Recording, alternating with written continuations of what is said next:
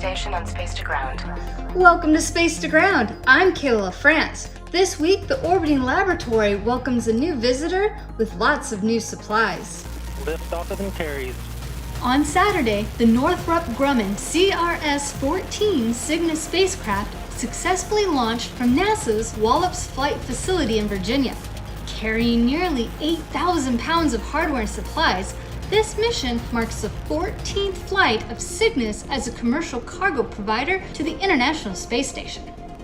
After a journey of 56 hours, Cygnus reached the orbiting laboratory, and NASA astronaut Chris Cassidy used the station's Canadarm2 to reach out and grab the vehicle, allowing ground teams to maneuver and berth the spacecraft at Unity's nadir port. The cargo craft, named the SS Kalpana Chawla in honor of the first woman of Indian descent to go to space, will stay attached to the space station until mid-December.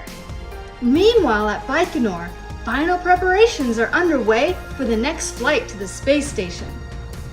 NASA astronaut Kate Rubins and her Russian crewmates are concluding their pre-launch activities before launching from the Cosmodrome for a 6-month mission aboard the orbiting lab. This flight, scheduled for liftoff on Wednesday, will be quick. The time from launch to docking will be just over 3 hours, about the same time it takes for a commercial airliner to fly from Seattle to Minneapolis.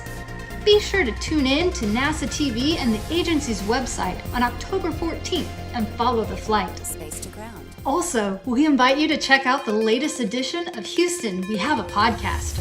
Before her upcoming mission, astronaut and microbiologist Kate Rubins sat down with R. Gary Jordan to talk about a wide array of subjects, including being the first person to sequence DNA in space.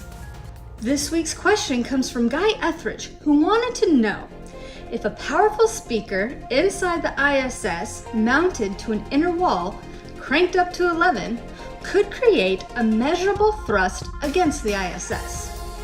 This is a very interesting question. In short, the answer is no. A speaker producing sound waves could not be used to create thrust against the ISS or to move the ISS. We move in space by creating pressure through ejecting mass. Newton's third law tells us that every action has an equal and opposite reaction. Thus, we can create thrust or movement in the opposite direction when we eject mass out of an engine. We can see this in the rocket thrust equation.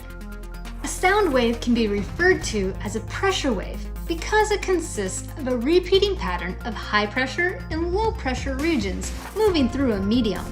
However, in order for sound to move, it has to have a medium in which to pass through. Since space is a vacuum, it will not be able to propagate out of the station to create movement.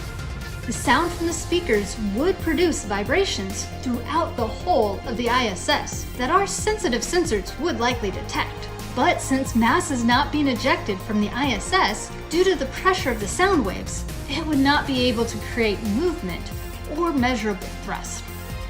Keep sending in your questions using the hashtag AskNASA. We'll see you next time.